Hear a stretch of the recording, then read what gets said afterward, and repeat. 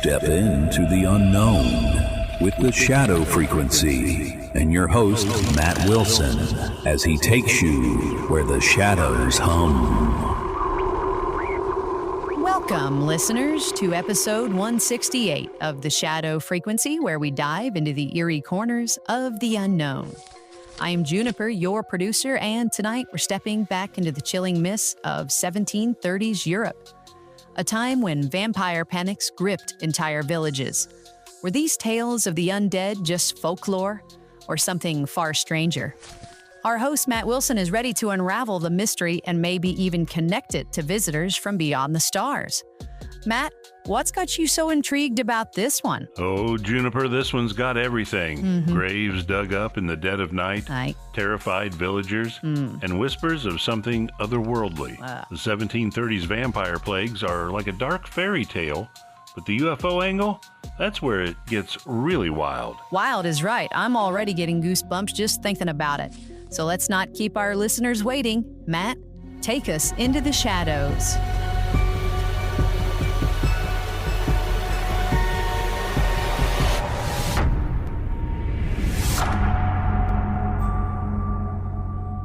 Welcome to the Shadow Frequency, where the strange and the supernatural collide.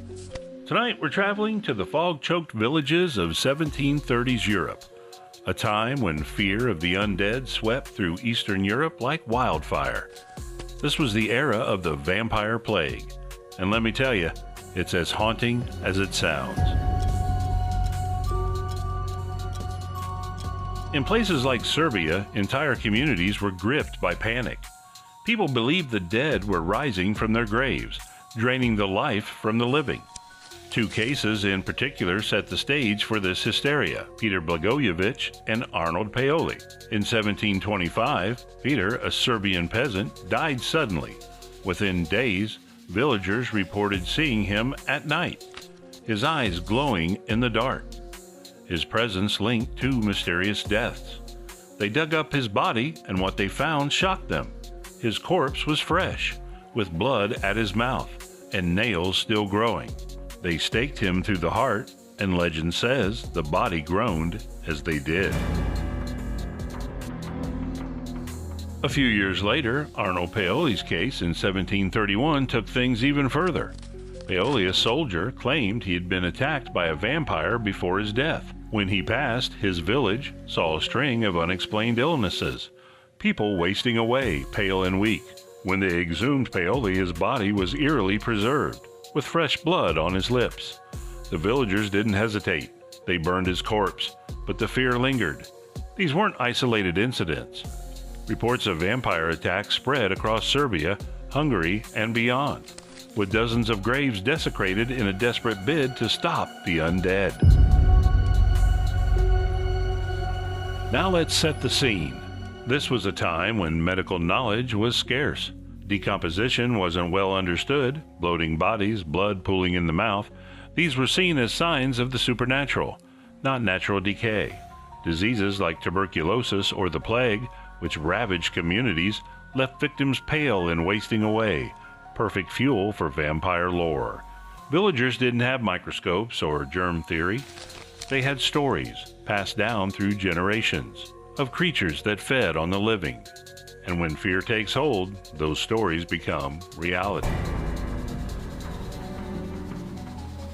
But here's where it gets stranger.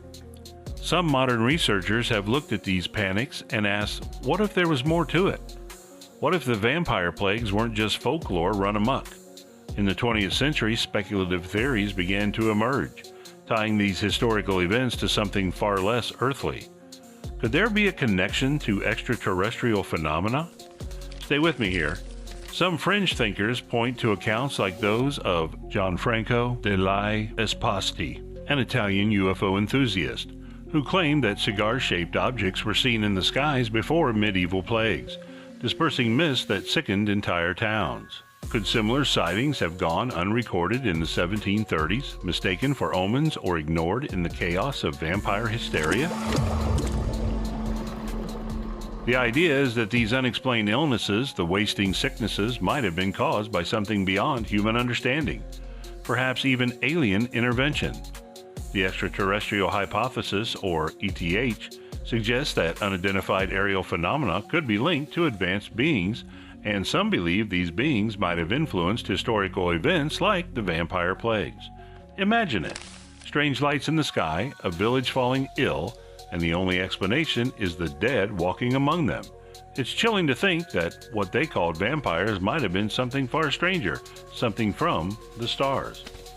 Juniper, I'm deep in the fog of 1730s Serbia right now, and I'm half expecting a vampire, or an alien, to knock on the studio door. What do you think about this extraterrestrial twist? Man, I'm getting shivers just picturing those villagers staring at the sky, wondering what's causing all this. Right. The UFO angle is wild. I mean, aliens and vampires? That's a combo I didn't see coming. Right, it's like the ultimate paranormal crossover. Let's take a quick break, and when we come back, we'll dig deeper into this unearthly connection. Juniper, over to you.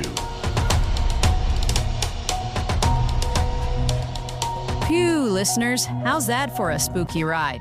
We're halfway through episode 168 of The Shadow Frequency, and Matt's got us wondering if vampires in the 1730s Europe were actually tied to something out of this world. I bet you're all out there clutching your headphones, imagining misty graveyards and strange lights in the sky. Stick with us because the second half is going to get even weirder. Right now, it's handed over to Chris Beach to tell you where you can find us. Cheers, Juniper! If you're loving The Shadow Frequency, please like and subscribe and follow us on YouTube, TikTok, Facebook, and all major podcast directories. Visit our website at shadowfrequencypodcast.com to catch all our episodes. Leave a voicemail telling us where you're listening from. We might feature it in our next episode. Check out our Shadow blog for companion articles to our episodes, grab some cool swag from our store, or support us by buying us a coffee. Now let's get back over to Juniper for a dive into the mailbag, where we share your thoughts and stories. Back to you, Juniper. Thanks, Chris. Now it's time for our mailbag segment, so we have to fire up the old message materializer to spit out today's listener message. Okay, let's flip the switches here. All right. And we wait a little bit. Doody-doo, doody-doo, doody-doo, doody-doo. There it is. Let's get her open here. I'll hope with some glue on these things. All right, we've got a great message today from William in Topeka, Kansas. Here it is. It says, Dear Matt and Juniper, my name's William, writing in from Topeka, Kansas, and I just wanted to say how much I absolutely love the Shadow Frequency podcast. I started listening a few months ago, and I've been hooked ever since. Your storytelling, the sound design, the research, it's all top-notch. Honestly, feels like I'm stepping into another world every time I hit play. I especially wanted to thank you for all the episodes focusing on hauntings. Those are hands down my favorites. There's something about the way you both dive into the history and atmosphere of these places that gives me chills in the best way. Whispers from the Well and the Iron Shadows episodes were incredible, because I have to listen to some episodes twice. Keep doing what you're doing. You've got something really special here, and it makes my commutes and quiet evenings a lot more eerie in the best possible way. Stay strange. William H., Topeka, Kansas. William, thank you so much for the kind words. We love hearing how the show brings a little eerie magic to your day. Keep those hauntings on repeat, and maybe we'll dig up some more ghostly tales for you soon. Listeners, want to share your thoughts? Drop us a line at shadowpodcast@protonmail.com.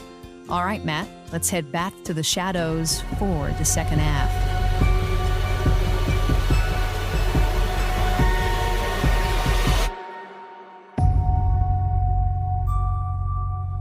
Welcome back to The Shadow Frequency, where we're unraveling the chilling mystery of the 1730s vampire plagues and their possible extraterrestrial connections. We've already walked through the foggy graveyards of Serbia, where villagers staked corpses they believed were vampires. But now, let's lean into this speculative UFO angle and explore what might tie these historical panics to something beyond our world. The extraterrestrial hypothesis gained traction in the 20th century, particularly after World War II, when UFO sightings exploded into public consciousness. Theorists like Gianfranco, degli, Esposti argued that strange aerial phenomena, cigar-shaped objects, glowing orbs, were spotted before major epidemics, like the Black Death. While there's no direct record of such sightings in the 1730s, the lack of documentation doesn't rule it out. Villagers back then weren't exactly keeping detailed logs of lights in the sky. They were too busy digging up graves. But imagine a scenario. A strange mist descends on a village. People fall ill, and the only explanation they have is the undead. Could those mists, those illnesses, have been the work of extraterrestrial technology? Some fringe researchers suggest aliens might have used biological agents to experiment on human populations, with vampire lore as a cultural misinterpretation. Take Arnold Paole's case. His village reported a wave of sickness after his death, with symptoms like extreme fatigue and paleness. Tuberculosis or plague could explain it. But what if something else was at play? UFO theorists point to modern accounts of alien abductions where people report feeling drained or sick after encounters. Could a similar phenomenon have happened centuries ago, masked by the language of vampirism? It's a stretch, but it's eerie to think about. Now, of course, let's introduce a bit of skepticism. While the UFO angle is tantalizing, we have to consider the historical context. The 1730s were a time of superstition and limited science. Decomposition was misunderstood. Bloated corpses and blood at the mouth were natural but looked supernatural. Diseases like tuberculosis mimicked vampiric symptoms perfectly. The extraterrestrial theory relies heavily on speculation with no concrete evidence of UFOs in 1730s records. It's possible the vampire panics were entirely earthly, driven by fear and ignorance rather than alien visitors. Still, the parallels are uncanny. The idea of an outside force, whether undead or unearthly, causing widespread fear resonates across centuries. Whether it was vampires or something from the stars, the 1730s vampire plagues remind us how the unknown can grip us, forcing us to create stories to explain the unexplainable. Juniper, I'm torn here. Part of me wants to believe aliens were behind this, but that skeptical side is whispering, maybe it's just bad science. What's your take? Matt, I'm still stuck on those glowing eyes in the graveyard. Right. The alien idea is creepy, but yeah, I can see how scared villagers might have just been jumping in shadows. Still, right. It's so much fun to wonder. It really is. All right, Juniper, let's wrap this one up and send our listeners back into the night. Over to you.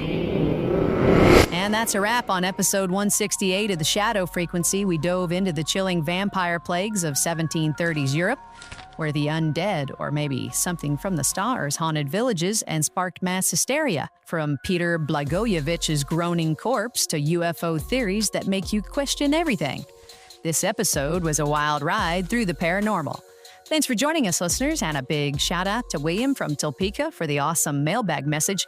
Keep those emails coming to shadowpodcast@protonmail.com. Matt, any last words before we vanish into the fog? Just one. Stay spooky, everyone. You heard him. Until next time, keep your eyes on the shadows and your ears tuned to the shadow frequency. Good night. This episode was produced with a commitment to exploring the unexplained while grounding our discussion in documented discoveries. All interpretations are speculative and intended for entertainment purposes.